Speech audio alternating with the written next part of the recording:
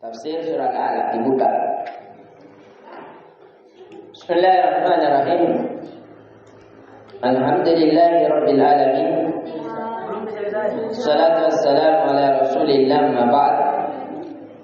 Allahumma anfa'na bima 'allamtana wa 'allimna ma yanfa'una wa zidna ilman. Assalamualaikum warahmatullahi wabarakatuh. Kemarin di pertemuan sebelumnya kita telah menjelaskan tentang surah Al-Alaq. Al-Alaq apa maknanya? Segumpal darah. Segumpal darah apa yang dimaksudkan? Hati. Segumpal darah apa yang dimaksudkan? Dia adalah hati. Ya, jadi manusia itu berawal dari situ, dari setetes mani yang hina. Kemudian setetes mani yang hina ini akan menjadi segumpal darah. Itulah hati. Dari segumpal darah menjadi segumpal daging. Ya, disinilah mulai bersatunya antara hati dan jantung. Dari segumpal ini menjadilah berbentuk. Menjadi berbentuk manusia. Setelah dia berbentuk manusia, wa yunfakhu fihi ruh. Maka ditiupkanlah ruh, karena dia berbentuk tapi belum goyang.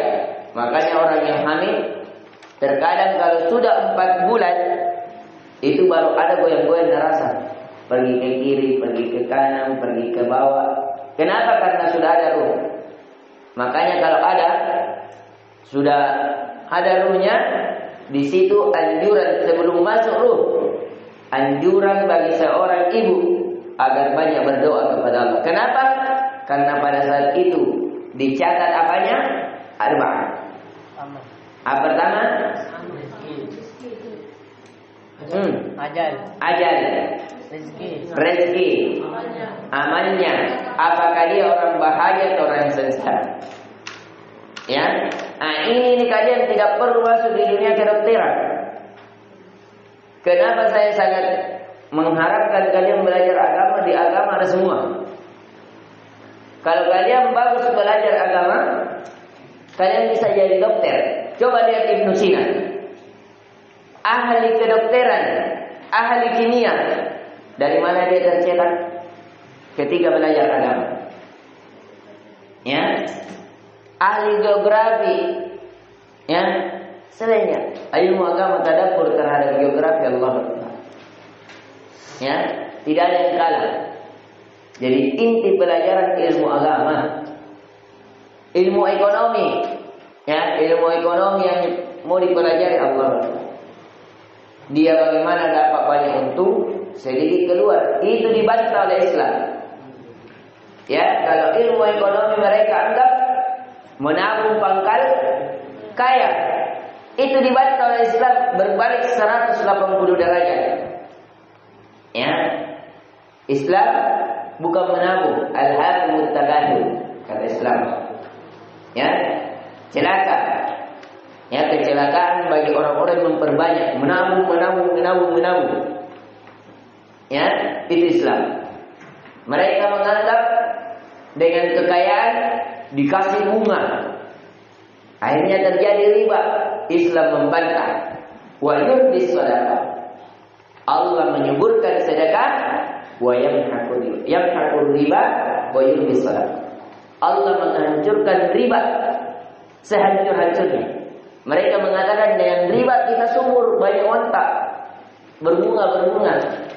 Ya, jadi ekonomi selain daripada ekonomi Islam berbanding 180 derajat dengan ekonomi Islam. Maka dari itu saya saja punya kemenakan di ekonomi. Ya, saya tidak mau urus. Waktu sekolah mulai SMA saya urus. Ketika masuk ekonomi jauh, larinya ke banjir kerja, larinya ke berbanding lurus. Ya, jauh 180 derajat ekonomi Islam dengan ekonomi konvensional namanya. Ya, kalau kita dalam Islam bersedekah pangkal kaya. Ya, menolong orang yang kesusahan adalah kekayaan. Dan hakikat harta dalam Islam adalah apa yang engkau simpan di negeri akhirat. Itu asli. Kau belanjakan di dunia, tersimpan depositomu di langit. Nah, itu Islam. Jadi Islam hartamu. Kata Islam, apa yang kau makan jadi kotoran, apa yang kau pakai jadi lesu, dan apa yang engkau belanjakan di jalan Allah yang menjadi tabungan akhirat. Itu intinya. Sekarang kita masuk di surah Al-Alaq. Kemarin kita sudah jelaskan bagaimana asal wahyu ini turun. Yang pertama bagaimana? Mimpi dalam tidur. Jadi Nabi mimpi di dalam tidur. Apa yang mimpikan? Melihat cahaya. Melihat cahaya seperti apa? Subuh hari. Ini akhwat ya, jadi akhwatnya diperhatikan. Jadi Nabi awalnya mimpi di dalam tidurnya. Melihat cahaya subuh hari. Ada cahaya-cahaya yang selalu dia lihat di mimpinya. Kalau akhwatnya ini lihat cahaya-cahaya dalam mimpinya, tapi ada cahaya-cahaya itu terbagi dua. Ya, cahaya terbagi dua. Pertama, cahaya yang memberikan penerangan dalam hati yang melahirkan ketenangan. Yang kedua, cahaya yang memberikan kegelisahan. Ya, sehingga kita takut. Itu artinya. Tapi ini Nabi dia melihat cahaya di antara cahaya yang memberikan ketenangan, cahaya subuh. Nabi lihat itu. Setelah melihat, Nabi suka sendiri. Akhirnya dia menyendiri pergi ke mana? Gua Hira. Sampai di Gua Hira langsung dia lihat? Tidak. Berapa malam di sana? 3. Beberapa malam. Yang bilang 3. Kalau bilang angka, ini perhatikan. Menyebutkan angka menunjukkan kekhususan. Dan kekhususan membutuhkan dalil. Berapa rakaat salat maghrib? 3. Apa dalilmu? Ini. Perbuatan Nabi. Berapa malam Nabi di Gua Hira? 3 hari. Iya. Apa dalilmu? Makanya kata para ulama mengatakan, ya, beberapa hari. Di antara ketakutan ulama tidak mau berdusta. Ya, karena kau ini berdusta atas nama Nabi. Ya, jadi Nabi beberapa hari, jangan bilang 3. Ya, kau bilang 3 pada Nabi di situ 4 hari. Berarti kalau kita berdusta atas sejarah Nabi di situ 4 malam, kau bilang 3 malam. Ya, tapi lebih 3 atau lebih dari 3. Kata para ulama, ya, layal itu jamak dari malam-malam. Ya, apa kata para ulama? Beberapa malam. Jadi itu lebih amannya. Jadi Nabi beberapa malam habis bekalnya, baru dia kembali ke mana lagi? Rumah Khadijah. Baru pergi ke Gua Hira kembali. Di kesempatan kedua, siapa yang bawakan bekal? Khadijah. Saking banyaknya yang dibawa bekal oleh dia sampai ada bunyi-bunyi, kalau kita sekarang bunyi ceret-ceretnya, bunyi piring-piringnya. Ya, ini Gua Hira. Kalau kita mau naik Gua Hira kira-kira berapa jam perjalanan? 2 sampai 3 bagi pemuda. Orang tua bisa 4-5 jam. Khadijah pada saat ini umur berapa? 50 lebih. Karena Khadijah menikah sama Nabi umur 40, Nabi umur 25. Wahyu pertama kali turun Nabi umur 40. Tidak ada perselisihan pendapat. Nabi pada saat ini turun surah Iqra umur berapa? 40 tahun. Berarti Khadijah sudah umur 55 tahun menurut pendapat yang kuat. Karena menikahnya Khadijah dengan Nabi kita sudah ceritakan terjadi perselisihan pendapat. Ada yang mengatakan Khadijah pada saat menikah dengan Nabi umur 40, ada yang mengatakan umur 30, ada yang mengatakan umur 28, ada yang mengatakan umur 35, wallahu taala a'lam.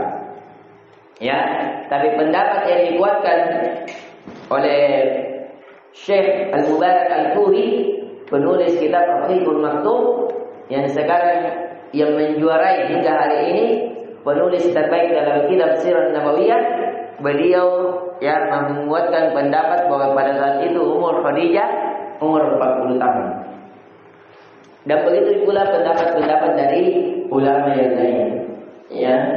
Dan saya lebih condong ke sana. Jadi ketika turun wahyu, apa yang ada? Jadi tadi cahaya putih, kemudian Nabi juga menyendiri. Ketika sudah menyendiri, turun wahyu dengan apa? Mendengar langsung. Mendengar langsung. Ada suara ya Muhammad. Ya. Kemudian dikatakan kepadanya Iqra. Ini yang kita akan ceritakan. Jadi sudah didengar suara, ketemu, lari Nabi. Di riwayat lain bahwa malaikat Jibril datang sempat cerita. Ya, dikatakan Iqra. Kata Nabi, ma ana biqari. Saya tidak mampu membaca. Kata Jibril, jadi Nabi didekati oleh Jibril. Dipegang. Iqra. Kata Nabi sallallahu alaihi wasallam, ma ana biqari. Sambil takut, bagaimana ini kalau ada cahaya putih baru pegang. Ya. Tidak bisa berlari-lari kemana. Nabi bilang baca ya. Ma ana biqari, kata Nabi. Saya tidak bisa membaca Bilal. Ya. Kemudian kata Nabi lagi, kata Jibril, Iqra. Ya, bacalah. Kata Nabi, ma ana biqari, sampai 3 kali. Kalimat yang terakhir kata malaikat Jibril, Iqra. Ya, bi ismi rabbikal ladzi khalaq. Sampai ayat kelima. Jadi ini ya, ada 2 riwayat. Ya, Nabi dipeluk. Ya, digenggam. Kemudian disuruh membaca. Disinilah diturunkan ayat 5 ayat, kemudian lari Nabi. Setelah digenggam, Nabi tidak mau tinggal, tapi dipeluki. Akhirnya ketika sudah diwahyukan padanya 5 ayat, Nabi langsung lari kabur ke Khadijah sambil gemetar. Kemudian dia minta zammiluni. Ya, selimuti aku. Akhirnya Nabi demam tinggi. Bayangkan seandainya diletakkan, jadi demamnya Nabi itu 10 kali lipat dari demam paling orang yang demam. Ya, saking panasnya. Sampai-sampai seandainya diletakkan ya sesuatu, maka dia terasa terbakar. Itu demamnya Nabi. Maka dari itu pernah Nabi demam sampai pingsan. Ya, pernah Nabi ketika akhir ayatnya termasuk dikena demam. Saking demamnya Nabi, sampai Nabi mau pergi ke masjid tidak mampu berdiri. Akhirnya disompo. Kalau kita sekarang ada 2 laki-laki pegang tangan kanan, tangan kiri kita, kemudian dibawa ke masjid sampai terseret kakinya Nabi. Bayangkan tentang wajibnya penting jemaah. Jadi ini dalil-dalil tentang wajibnya sholat jemaah. Ini riwayat Muslim ini. Jadi Nabi ketika sakit, satu tangannya di pundak sahabatnya yang lain, satu tangannya juga di pundak sahabatnya yang lain. Kemudian Nabi dipapah, pergi ke masjid sampai terseret kakinya. Kita baru tidak mau sedikit, diingat ada kok, ya, harus pening-peningan, ya, ikat. Kalau pening, ikat kepala, ikat keras. Saya itu paling malas minum obat. Saya orangnya paling jarang minum obat. Ya, kalau saya sakit-sakit, kalau sakit kepala saya ikat. Saya ikat pakai sabu, pakai surban. Itu obat sakit kepala ala Nabi sallallahu alaihi wasallam. Ya, Nabi kalau sakit kepalanya dia ikat keras-keras. Nabi kalau marah pakai baju merah. Ya, biasa Nabi kalau marah nampak pakai baju merah. Beda Aisyah. Aisyah kalau haid pakai baju merah. Ya, jadi Nabi sudah tahu, oh haid istriku. Ya, begitu ada tanda-tanda. Nabi Sallallahu Alaihi Wasallam tahu kalau Aisyah marah. Kalau Nabi bilang Aisyah demi Tuhan Nabi Ibrahim, tahu. Bilang lagi marah istriku. Ya, kalau berdebat dia mengatakan Aisyah. Misalnya Aisyah tetap ngotot maunya yang diikuti, dia mengatakan ya demi Tuhan Nabi Ibrahim. Dia tidak katakan demi ya Tuhannya Muhammad tidak. Enggak. Itu menunjukkan Aisyah marah.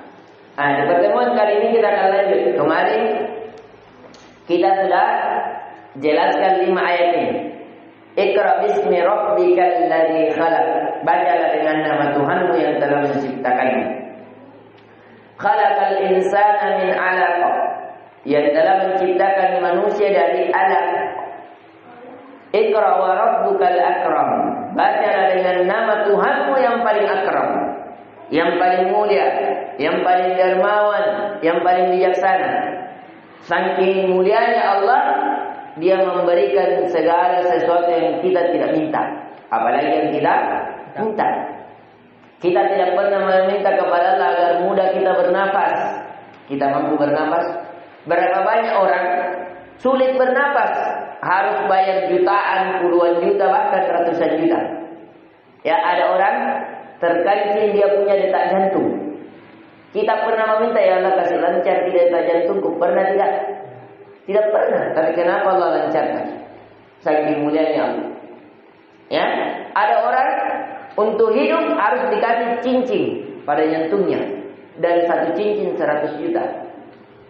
Saya pernah ketemu dengan seorang ya orang tua yang bicara-bicara. Kita beberapa orang di situ pebisnis, ya bicara masa lalu. Salah satu di antara mereka, uang dari kumpulan bisnisnya itu cuma beli untuk ini, dia belikan cincin. Ada rumah sakit Siloam, rumah sakit yang mahal itu di depannya Pantai Losari. Itu yang dia di situ. Satu saja cincin itu sudah ratusan juta. Ya kasih. Ya.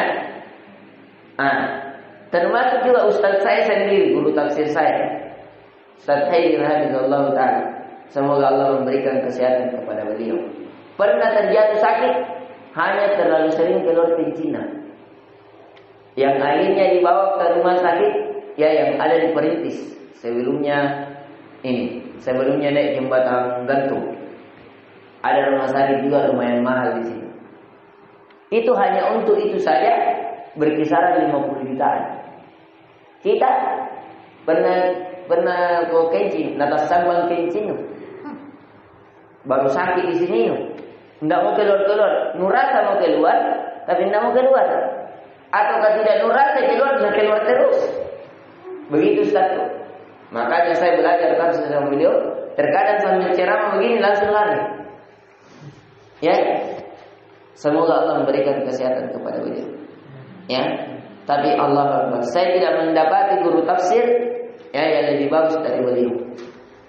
Yang alhamdulillah masih hidup hingga hari ini. Orang yang paling dalam ilmunya saya dapat. Ya, dalam masalah tafsir. Kemudian kata Allah, Alladzi 'allama bil qalam. Ini juga kemuliaan bagi para penuntut ilmu. Yaitu Allah yang mengajarkan manusia dengan pena. Ya, jadi ketika kita belajar dengan pena, dengan apa kita belajar dengan pena? Dengan tulisan dan bacaan. Maka dari itu membaca. Anak-anak sekalian, ya, siapa Imam Kevin? Ayo, Nugra, ya, ayo Nugra. Ya, diperhatikan.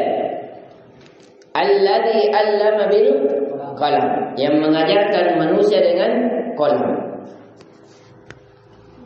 yaitu dengan menulis dan membaca. 'Allamal insana ma lam ya'lam. yang mengajarkan manusia dari apa yang dia tidak ketahuinya. Maka dari itu Nabi Adam alaihissalam, mengapa ia lebih mulia, dimuliakan oleh Allah dibanding para malaikat? Padahal para malaikat tidak pernah melakukan dosa. Para malaikat tidak pernah melanggar. Tapi kenapa Nabi Adam lebih mulia?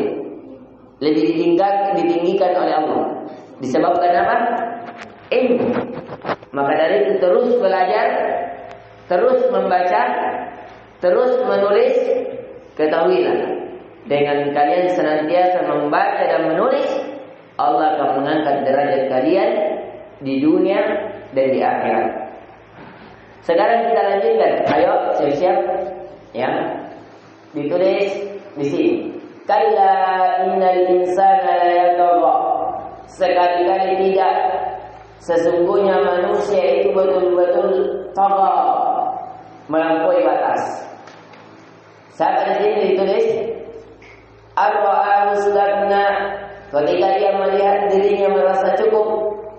Inna ila rabbika ruj'a, sesungguhnya kepada Tuhan ya kalian akan kembali. Ara'aita alladhi yanha, tidakkah kalian memperhatikan, tidakkah kalian melihat terhadap orang yanha, orang yang menahan? Abadan ila salat, seorang hamba ketika melakukan salat. Siapa itu? Nabi Muhammad. Siapa yang menahan? Siapa? Abu? Kenapa Abu Sufyan? Abu Jahal. Nah, ini yang mau ditulis. Ditulis di bukunya. Tafsir ayat 6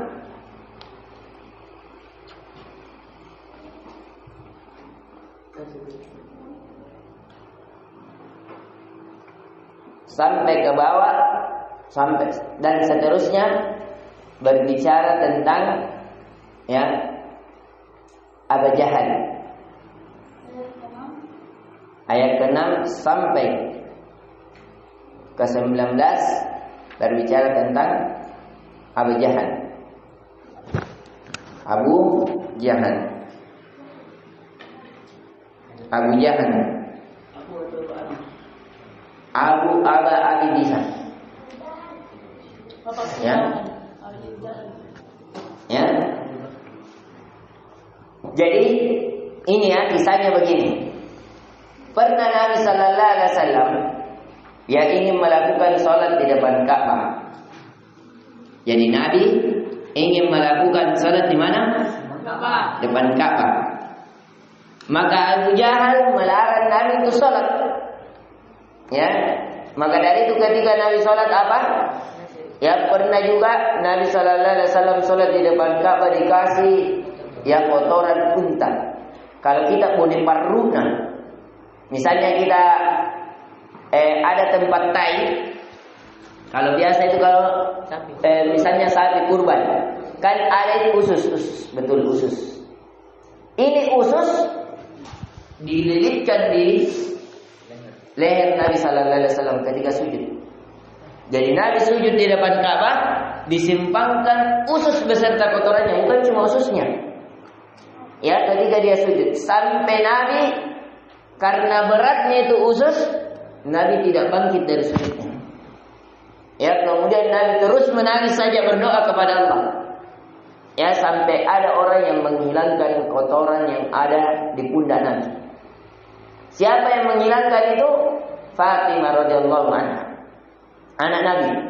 Sampai Fatimah ketika melihat ayahnya diberikan kotoran itu, Fatimah berlarian langsung menghilangkan kotoran itu sambil menangis. Ya, menyalahkan pamannya. Ya, karena yang menyalahkan siapa? Pamannya. Jadi betapa sabarnya Nabi. Nabi lagi mau melakukan lagi sholat. Ya, tapi pada saat itu Abu Jahal sudah bilang, ya, kalau kau lagi melakukan salat di sini, ya, bukan hanya kasih kotoran unta, bahkan kubunuh, kutebas. Ya, di sini ini turunlah ayat. Ya, kata Allah, ara'aital ladzi yanha. Tidakkah kalian melihat bagaimana orang yang melarang untuk melakukan sholat di depan Ka'bah. Seorang hamba abadan, yaitu Muhammad, idza shalla, ketika melakukan sholat. Ara'aita in kana 'alal huda, tidakkah kalian melihat bagaimana jikalau Muhammad itu di atas petunjuk? Ya, kau larang orang, baru orang benar lu larang. Ya, apa kata beliau? Au amara bit taqwa, atau orang ini memerintahkan kepada ketakwaan. Nabi kan perintahkan untuk apa? Ya, perintahkan untuk menyembah hanya Tuhan yang satu. Ya, berbaik, berbakti kepada orang tua. Ya, tidak melakukan perzinahan, tidak meminum khamar dan selainnya. Tidak memutus silaturahim, ya, dan selainnya. Jadi Nabi sallallahu alaihi wasallam ya sudah memerintahkan kepada ketakwaan. Kata Allah, "Ara'aita in kadzdzaba wa tawalla." Dan tidakkah kalian melihat bagaimana orang-orang yang mendustakan Nabi wa tawalla, dan berpaling kepada Nabi? Ya, alam ya'lam bi anna Allah yara. Tidakkah kalian mengetahui, tidakkah mereka mengetahui bahwa Allah melihat perbuatan mereka? Perbuatan mereka karena mencegah Nabi sholat, perbuatan mereka karena melarang Nabi untuk memerintahkan kepada ketakwaan, perbuatan mereka yang menyelisihi dari petunjuk yang dibawa oleh Nabi, ya, dan perbuatan mereka karena mereka mendustai Nabi dan berpaling dari ajakan Nabi. Kata Allah, "Ka'alla la illam yantahi la nasfa'an bin nasiyah." Sekali-kali tidak, kalau mereka tidak menyelesaikan lanasfa'an ini lanahkiran. Sekali-kali tidak, kata Allah, kalau mereka tidak berhenti melarang Nabi Muhammad untuk melakukan salat, melarang Nabi Muhammad untuk mengajak kepada ketakwaan, karena mereka senantiasa mendustakan Nabi Muhammad dan berpaling dari ajakannya, kata Allah, la nasfa'an bin nasiyah. Saya akan masukkan mereka ke nasiyah. Apa itu nasiyah? Nasiyatin kadzibatin khati'ah. Yaitu nasiyatin kadzibatin khati'ah. Diperhatikan di halaman 15. Ya, sekali-kali tidak. Sungguh, jika dia tidak berhenti berbuat demikian, kata, niscaya kami tarik ubun-ubunnya ke dalam neraka. Jadi Nasiyah ini nama dari nama-nama neraka. Ditulis, ya, Bilal Nugra Nasiyah, makna Nasiyah. Nasiyah nama dari nama-nama neraka. Nasiyah nama dari nama-nama neraka.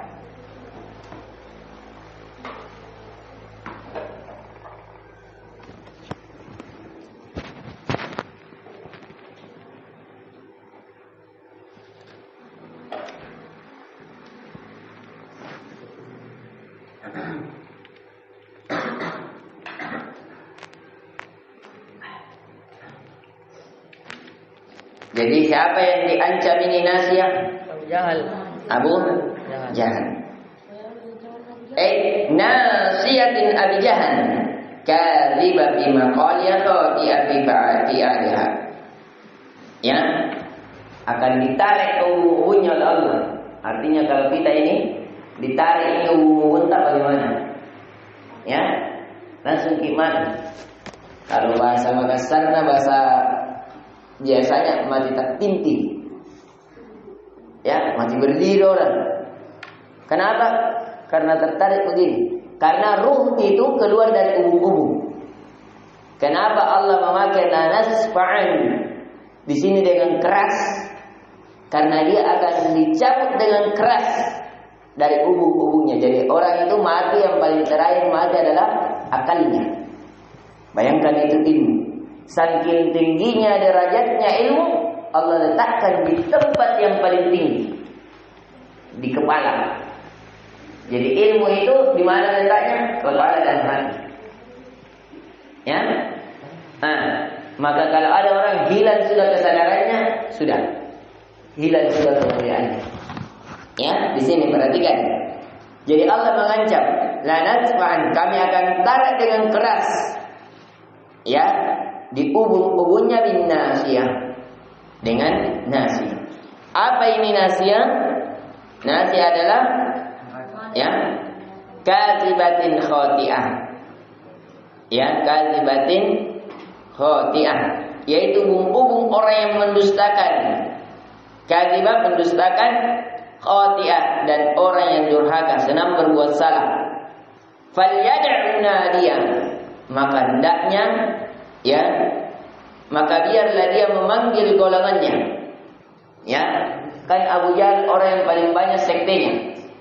Kata Allah, panggil semua itu deken-deken, ajudan panggil. Sanada Zabaniyah, kata Allah, dan saya juga akan memanggil Zabaniyah. Ya, Zabaniyah ditulis Zabaniyah malaikat. Malaikat penyiksa orang-orang yang berdosa. Zabani. Ini ada dalil. Malaikat penyiksa orang-orang yang berdosa. Jadi Allah Pak ngarai. Ya. Abu Jahal, panggil ini semua deken-deken. Satu bisa dipanggilan. Ya, Zabaniyah. Hantam itu Abu Jahal. Ya. Jadi disuruh panggil semua itu. Ya, yang kalian anggap yang bisa menolongmu. Ya, saya juga akan memanggil Zabaniyah.